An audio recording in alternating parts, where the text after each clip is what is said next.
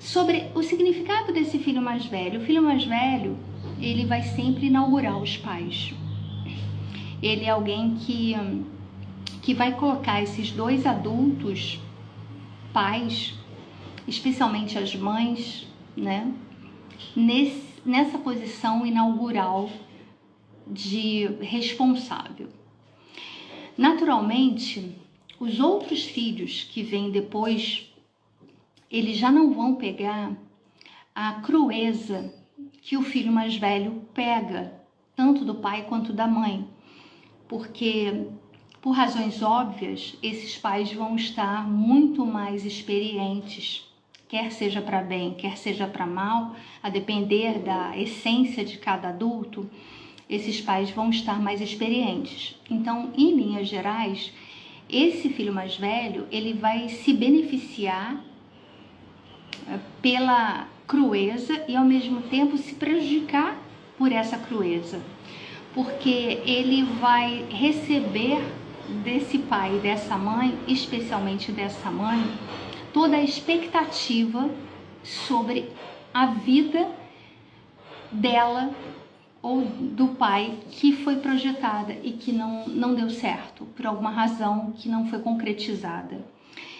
O que eu quero dizer é que o filho mais velho, ele carrega consigo, de uma forma inconsciente, já de saída, uma responsabilidade que é atender à expectativa de fazer funcionar o que aquele pai e aquela mãe entendem como realização paterna e materna. Naturalmente, a gente vai, por isso, criar um adulto muito mais crítico, com muito mais responsabilidade, com muito mais questões relacionadas aos questionamentos sobre a educação, sobre esses pais, muito mais propenso às questões terapêuticas e analíticas. E isso quer dizer que a gente muitas vezes tem mães, eu atendo muitas mães que ficam muito penalizadas por perceberem, especialmente filhas, né, mulheres, por perceberem que as filhas estão de alguma maneira saindo de uma forma diferente, como se elas tivessem uma responsabilidade para fazer com que essas filhas elas fossem absolutamente fiéis àquele modelo que elas idealizaram. E como se elas fossem responsáveis pela infelicidade, pelo mal-estar, pelo desassossego dessas pessoas, dessas crias.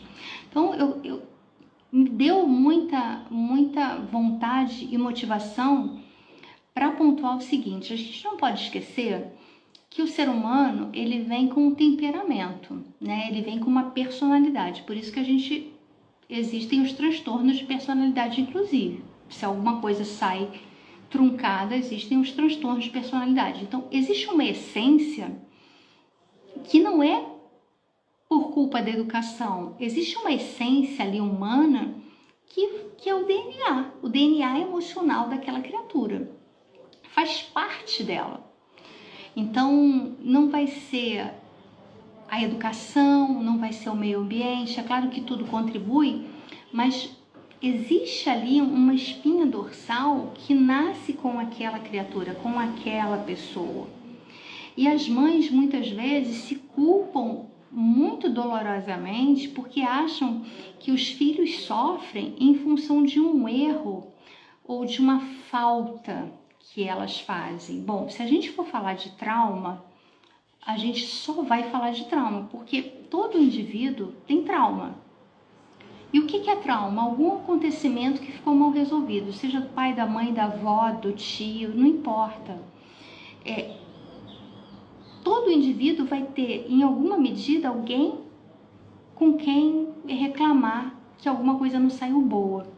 O que eu acho interessante é que nessa posição de adulto em que a gente se encontra, a gente precisa sair dessa página e se responsabilizar se responsabilizar pela própria felicidade, se responsabilizar pelas escolhas que faz, sabe?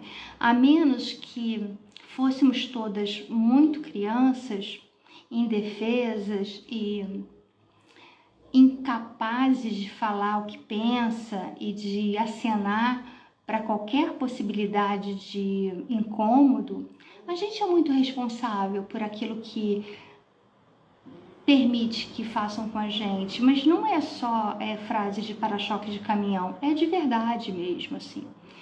Se por alguma razão, em alguma fase da vida, a gente permite que as pessoas nos façam mal, a gente precisa se questionar qual é o pedaço da gente que está mal resolvido, que parte da gente está permitindo ser tratado dessa maneira, que parte da gente está zoado, que parte da gente precisa ser restaurado, né?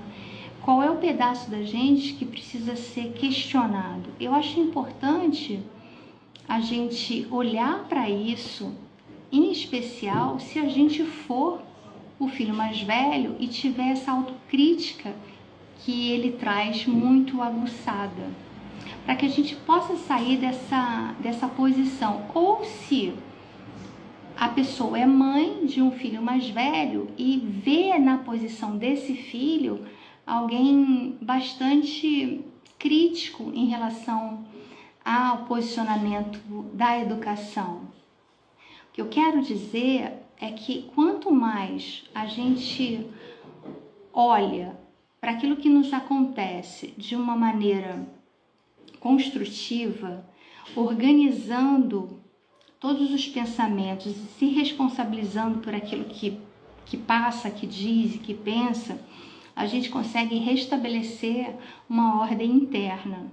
Ao passo que, quando a gente coloca muito para o outro, delega muito, expande muito e faz com que muitas pessoas sejam responsáveis por tudo aquilo que a gente passa e diz que quer e diz que sofre, etc. e tal, a gente acaba por perder a oportunidade de ser útil a gente mesma, né? Numa análise cuidadosa a respeito dessa posição de responsabilidade. Então, se você tem um filho mais velho ou se você é uma filha mais velha, é importante que você saiba que você ocupa um lugar muito poderoso, quer seja porque você inaugurou a vida de um outro ser humano com as suas questões, com todo tipo de expectativa, quer seja porque você